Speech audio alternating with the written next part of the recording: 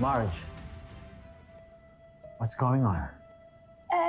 Paolo, pinayagan ko lang namang lumabas si Jasmine because my poor ako looks so lonely. I mean, gusto ko namang mapasaya siya kahit sandali lang. Paolo, sinabi ko lang kay mama ko anong bawal sa anak natin. Kaso sinuway nila ako. Nagka-episode ba siya?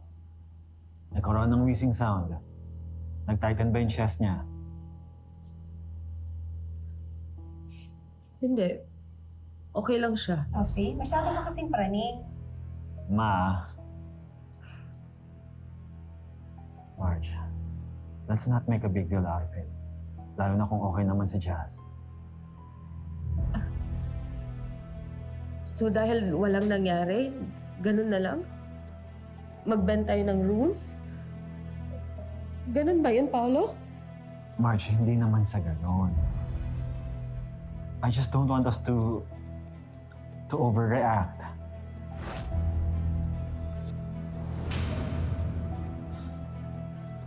Rose? Pakisunod nga yung tea ko.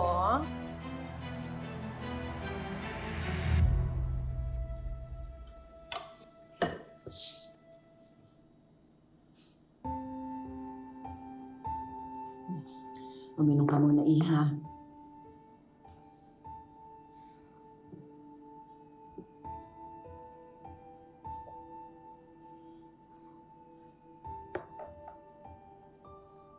So what? Now it's my fault na nag-away sila? Intindihin mo na lang yung mami mo kung mahigpit siya paminsan-minsan. Hindi ho paminsan-minsan. All the time. Almost 16 na ako, Manang. Kaya ko na alagaan sarili ko. Alam ko na yung limits ko. Bakit parang lahat ng kilos ko kailangan binabantayan pa rin?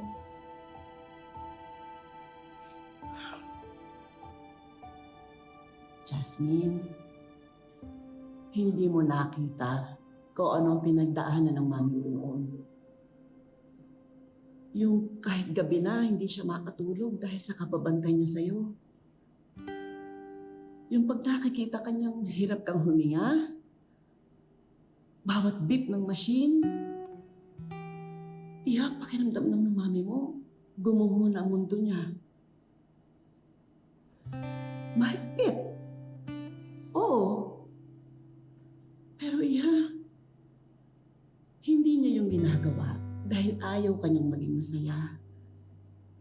Ginagawa niya yon dahil ayaw niyang mawala ka sa kanya.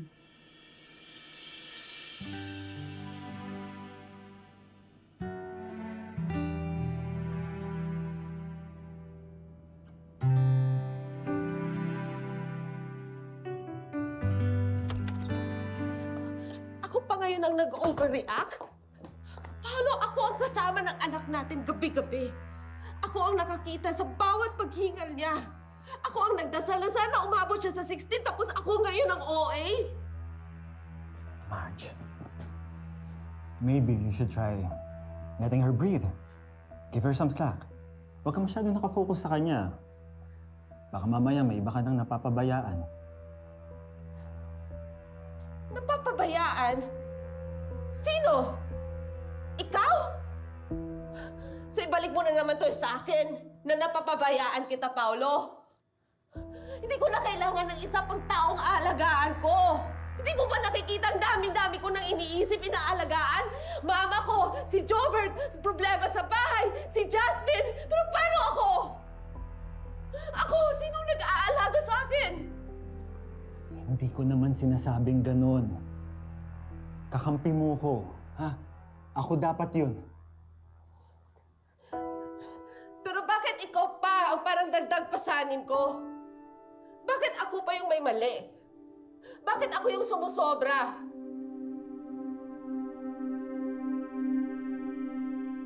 Nasaan na yung Marge na minahal ko? Nasaan na yung Marge na gets things together? Hindi yung nanay na umiikot lang kay Jasmine. At sa lahat ng responsibilidad niya sa mundo. Gusto mo makita yung Marge na minahal mo? Paano? Kailan mo ba piniling samahan ako? Kailan mo ba ako inintindi?